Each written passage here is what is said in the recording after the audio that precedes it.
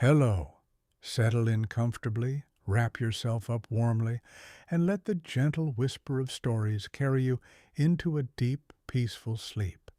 Imagine standing on the edge of a vast, unbroken expanse of white, a landscape so alien it threatens to consume your very being. This is Greenland's interior, a place of profound beauty and unparalleled hostility.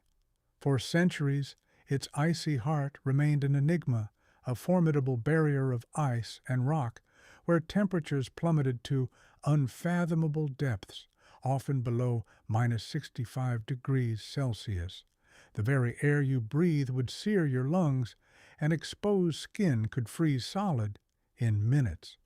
Our journey begins not with a bold push into this abyss, but with the first tentative probes into its fringes, driven by scientific curiosity and the enduring human spirit of exploration.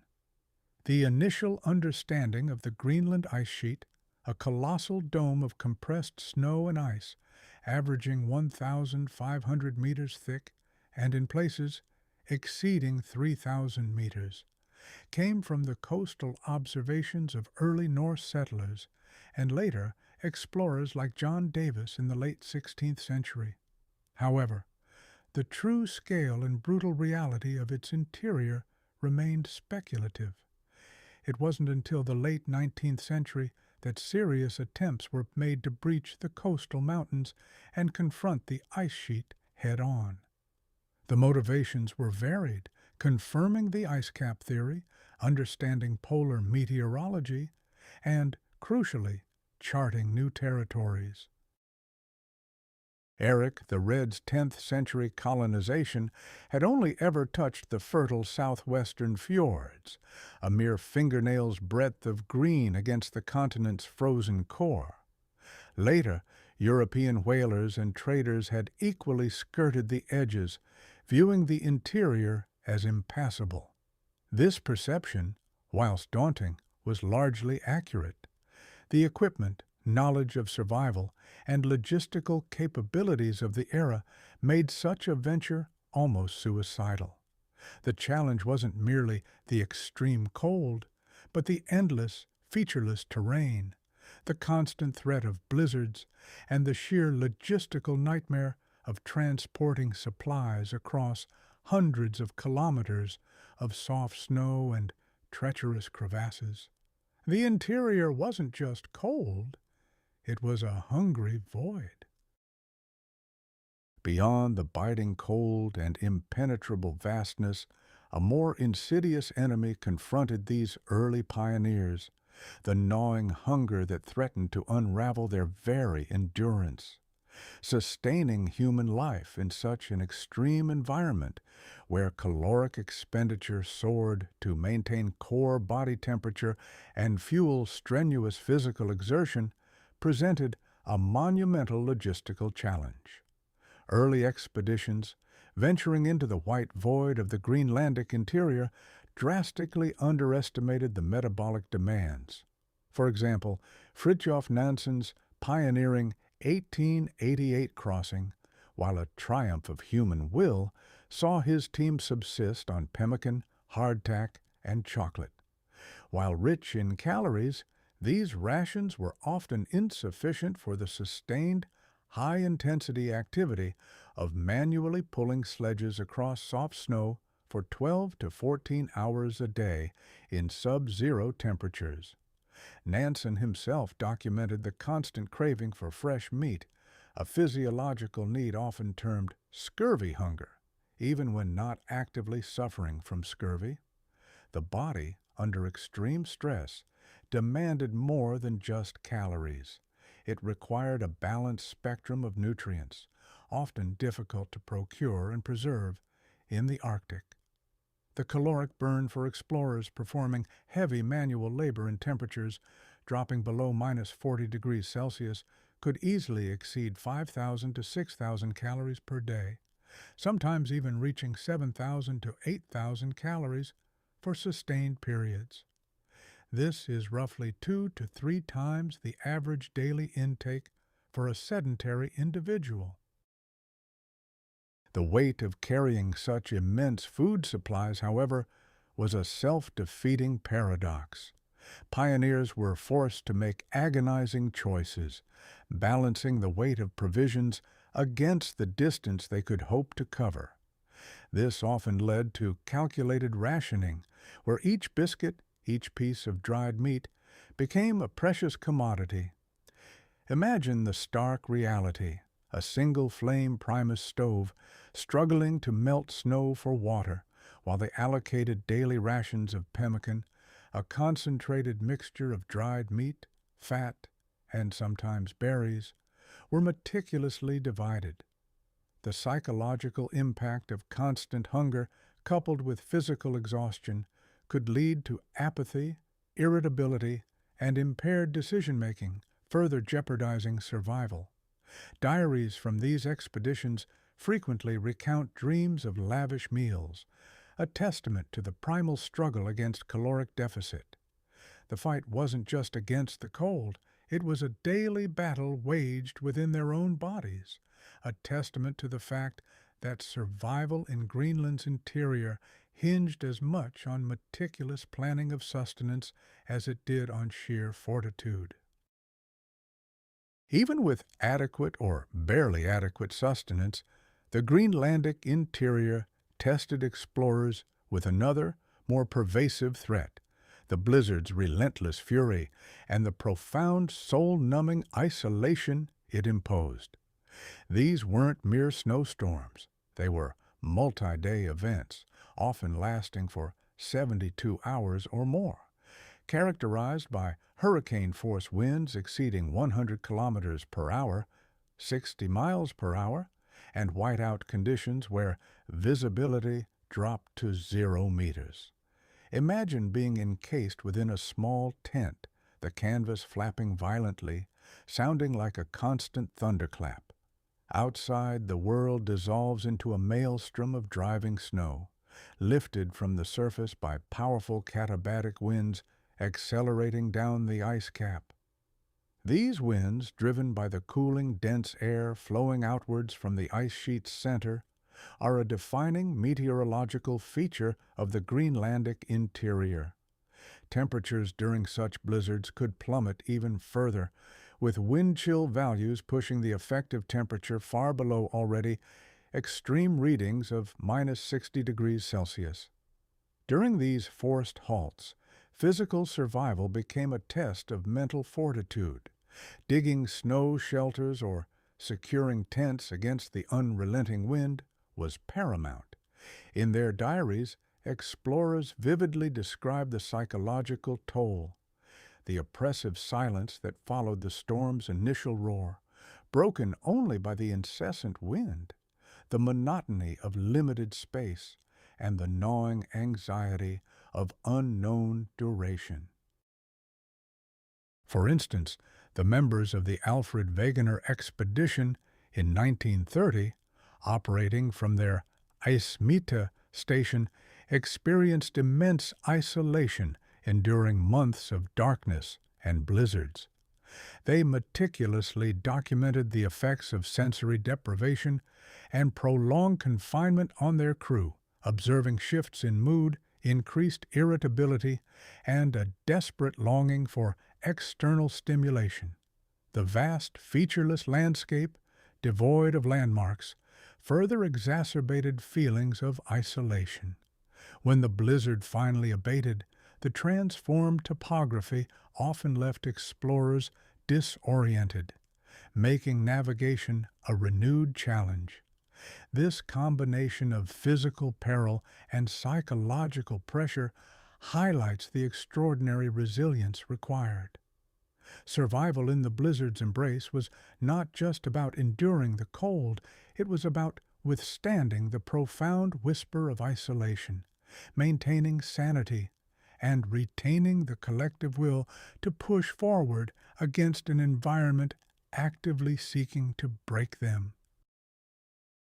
As if the relentless cold, the gnawing hunger, and the psychological siege of blizzards weren't enough, another existential threat lay hidden beneath the pristine, often deceptively smooth surface of the ice sheet, the unseen depths of crevasses.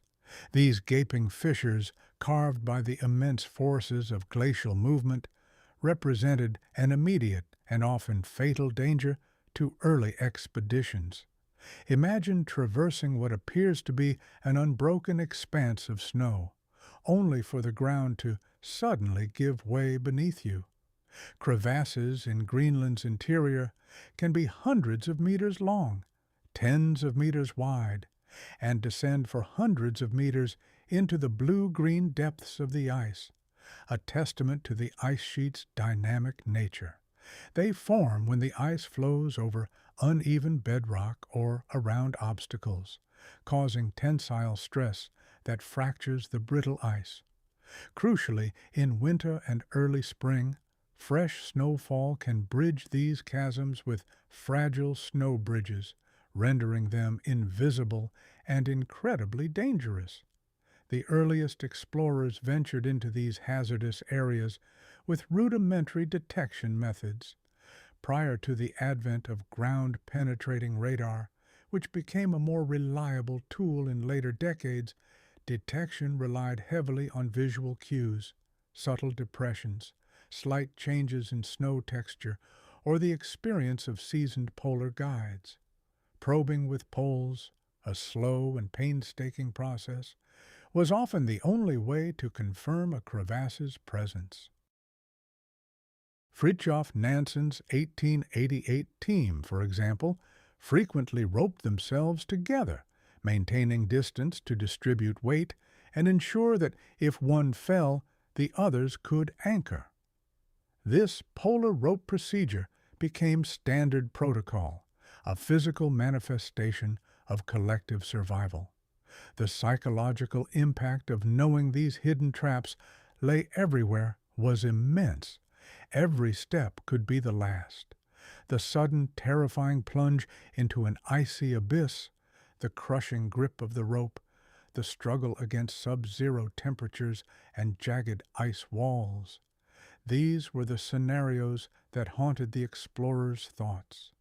Rescuing a fallen comrade from a crevasse was an incredibly difficult and dangerous operation, requiring specialized knowledge of rope systems and immense physical strength, often performed in extreme cold with dwindling daylight.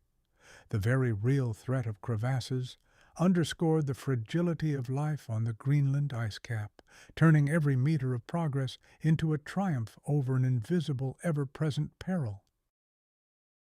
Against the backdrop of the crevasse-riddled ice and the suffocating isolation, an equally powerful force emerged as critical to survival: the brief warmth of human connection, often forged in desperation, acting as a bulwark against the crushing despair.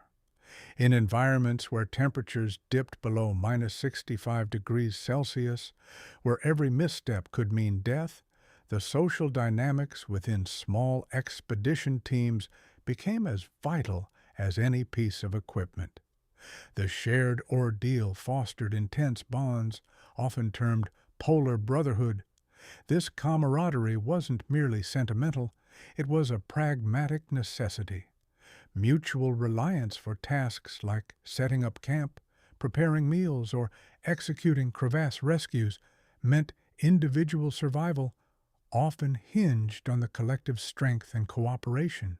For instance, the legendary Endurance expedition in Antarctica, though not Greenland, provides a stark parallel in the psychological resilience derived from group cohesion orchestrated by Shackleton. Similarly, the first successful crossing of Greenland by Nansen and his team illustrated how a cohesive unit, despite internal friction, could overcome seemingly insurmountable obstacles through shared purpose and mutual support, especially during the grueling man-hauling phases. However, this intense proximity, combined with extreme stress, exhaustion, and deprivation, could also fray nerves and exacerbate pre-existing tensions. Diaries often reveal moments of profound friction, heated arguments over rationing, petty grievances magnified by claustrophobia, or existential despair that threatened to infect the entire group. The thin wall of a tent, the only barrier against the howling blizzard, offered little privacy from growing animosity or individual mental collapse. The struggle against depression, anxiety, and even psychosis was a constant unseen battle. Cases of expedition members suffering from what is now understood as Arctic hysteria or other stress-induced psychological conditions highlight the delicate balance between resilience and breakdown. The death of fellow explorers, whether through accident, illness, or starvation, represented the ultimate test of this brotherhood. The grief, compounded by the inability to properly mourn or bury their dead in the frozen wilderness, could be crippling. Yet, even in these moments of profound despair, the need to preserve the living often spurred survivors to continue, drawing strength from the memory of their fallen comrades and the shared commitment to the mission. The emotional landscape of these expeditions was as treacherous and unpredictable as the physical one, demonstrating that human connection, however brief or intensely challenged, was an indispensable tool for survival in Greenland's frozen heart. Beyond the visceral threats of cold, hunger, blizzards, and hidden crevasses, the interior of Greenland presented a more subtle, yet equally corrosive challenge to the human psyche: the relentless monotony of white and the profound longing for color. For weeks, sometimes months, explorers existed within a monochromatic world, an endless expanse of snow and ice stretching to the horizon under a pale sky, occasionally punctuated by the blinding glare of sun or the oppressive gray of a storm. This constant visual uniformity, devoid of the complex stimuli that define other environments, contributed significantly to sensory deprivation. The human brain, accustomed to processing a rich tapestry of colors, shapes, and patterns, begins to crave variation. Prolonged exposure to such a featureless landscape could induce states of mental fatigue, disorientation, and even hallucinations.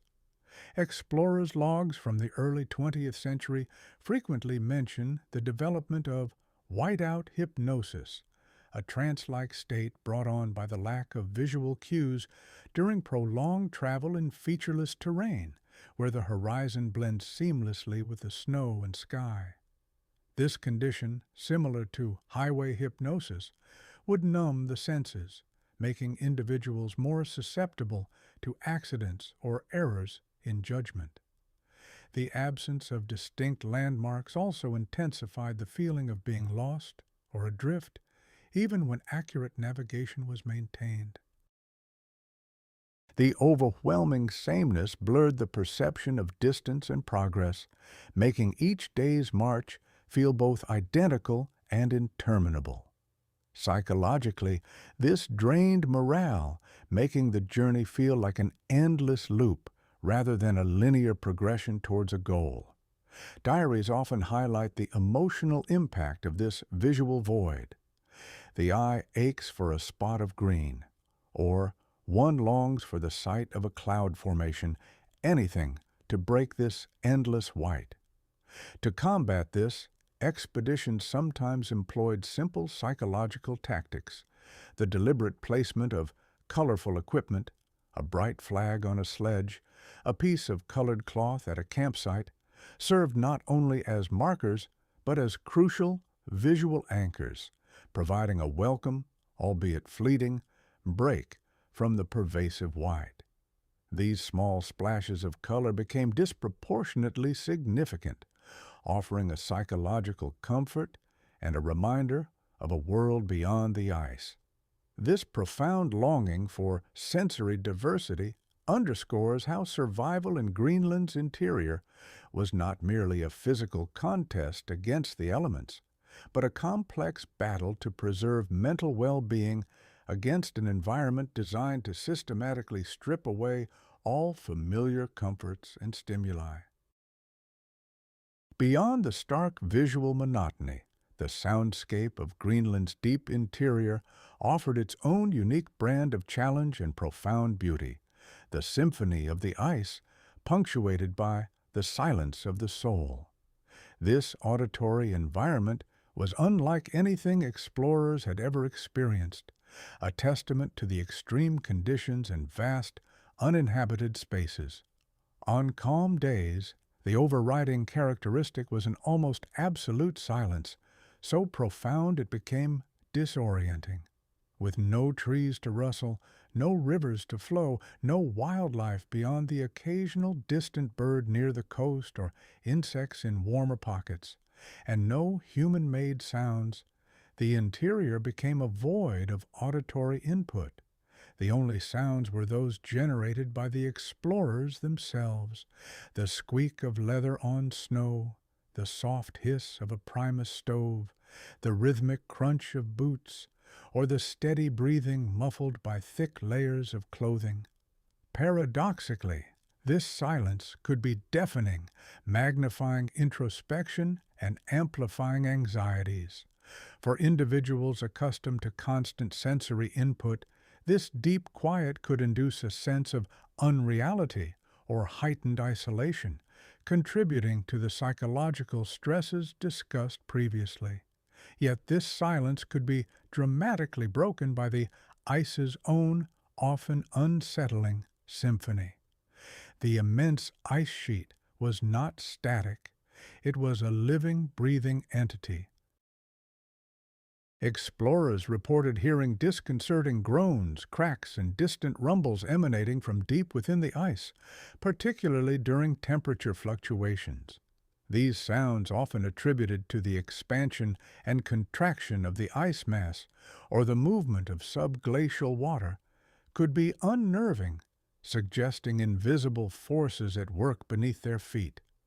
Crevasse formation, in particular, could produce sharp, explosive cracks that echoed across the vastness.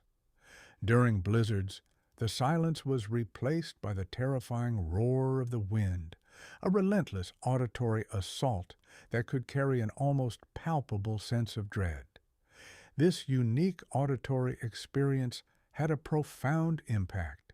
While the silence could be meditative for some, it also amplified the feeling of being utterly alone in an indifferent universe. The unsettling sounds of the ice, meanwhile, served as a constant reminder of the formidable power of their surroundings, reinforcing the precariousness of their existence.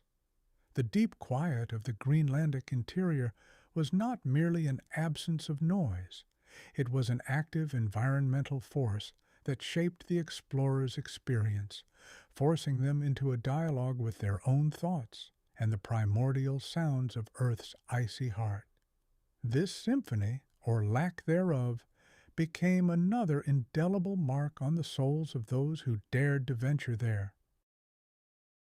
The relentless cold, the isolation, the hunger, and the hidden dangers of the ice were constant adversaries. Yet explorers also grappled with a more tangible, yet equally formidable burden: the sheer weight of equipment essential for survival, coupled with the abstract, often fragile, weight of hope. Every gram carried across the ice was a calculation, a trade-off that could mean the difference between life and death. Early expeditions into Greenland's interior, particularly those reliant on man-hauling or dog sledges, faced acute challenges regarding transportable weight. To survive in temperatures plummeting below -65 degrees Celsius, explorers required specialized clothing, multiple layers of wool, down, and eventually early synthetic fabrics, that was bulky and heavy. Fuel for cooking and melting snow for water, typically paraffin or alcohol represented a significant portion of the load.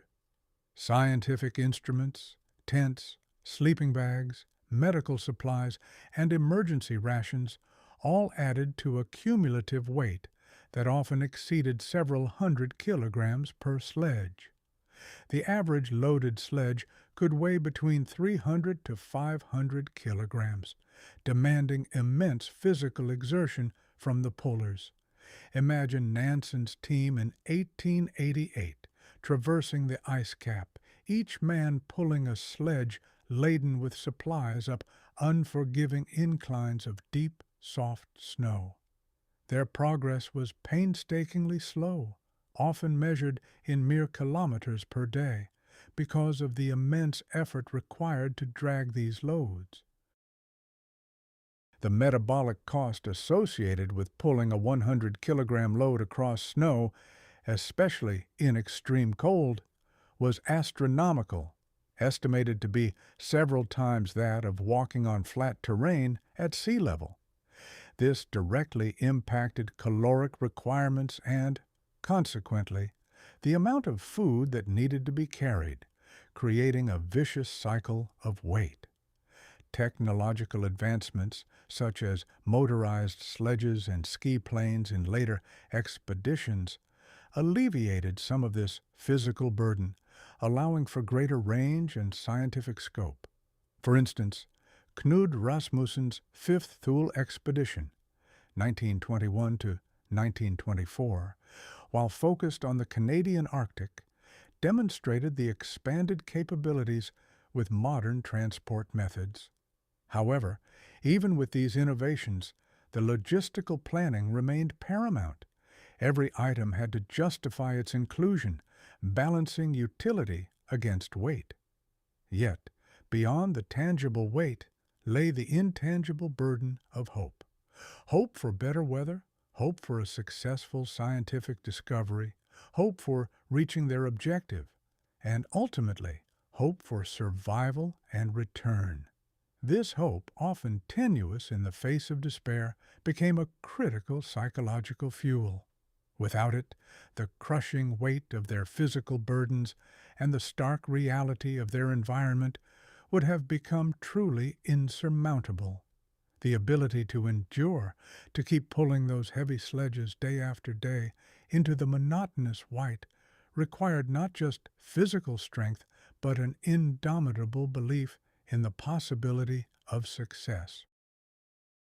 Amidst the grinding physical hardship and the mental toll of unending white, explorers in the Greenlandic interior occasionally received a profound, awe-inspiring display that transcended the brutal reality of their existence, the ghostly dance of the aurora borealis.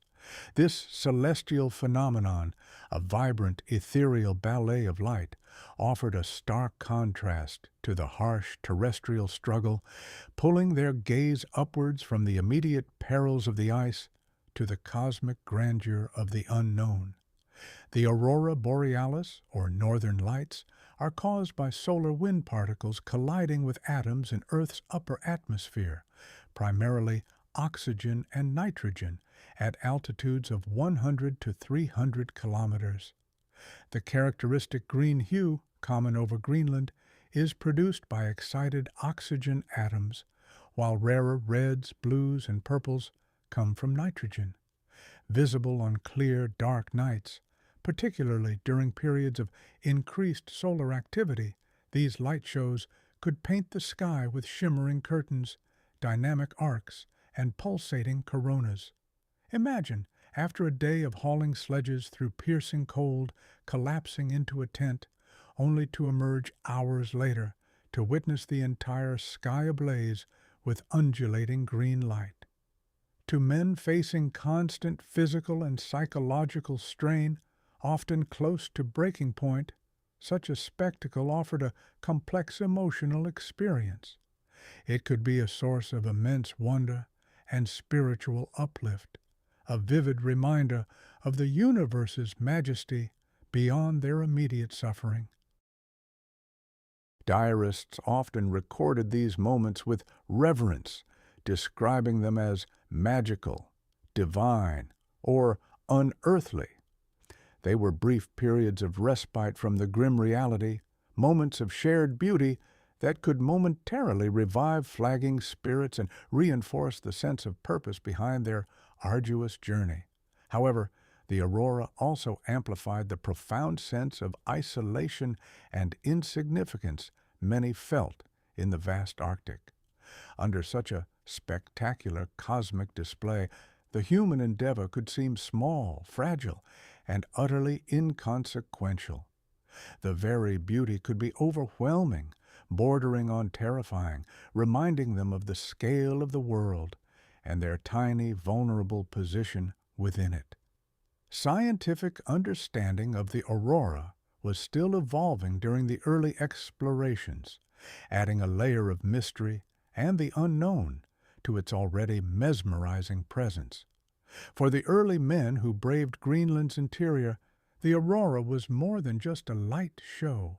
It was a powerful, paradoxical force, a dazzling beacon of beauty in a world of desolation, simultaneously inspiring awe and underscoring the deep, unsettling gaze of the unknown.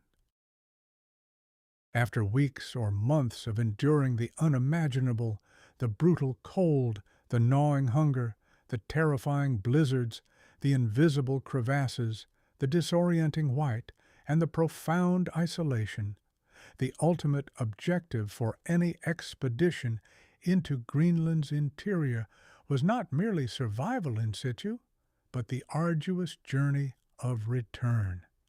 This meant navigating back through the same hostile landscape, often with depleted resources, and facing the psychological challenge of retracing steps over ground that had exacted such a high toll. The return journey presented its own unique set of dangers. Rations were often critically low, increasing the urgency of each day's march. Fatigue was profound and cumulative, making the explorers more susceptible to accidents and errors in judgment. The physical landscape, having been navigated once, held no less peril. A crevasse previously crossed safely might have shed its snow bridge, or a fresh snowfall might have obscured old tracks. The knowledge of having survived the initial push into the interior provided a measure of confidence, but this was often offset by the desperate longing for the familiar world and the intense psychological strain of knowing that each new day merely prolonged the ordeal. For many, the first sight of the coastal mountains, dark and jagged against the vast white, was an overwhelming moment of relief. It was a visual promise of an end to the endless ice, a sign that the hostile interior was finally receding. The sound of running water, the sight of vegetation, even the simplest rock outcrop, represented a return to a more hospitable reality. Explorers often described the profound sensory shock of reintegrating. The vibrant colors of the coast, the rich sounds of the ocean or wildlife, the feeling of solid, unyielding earth beneath their feet.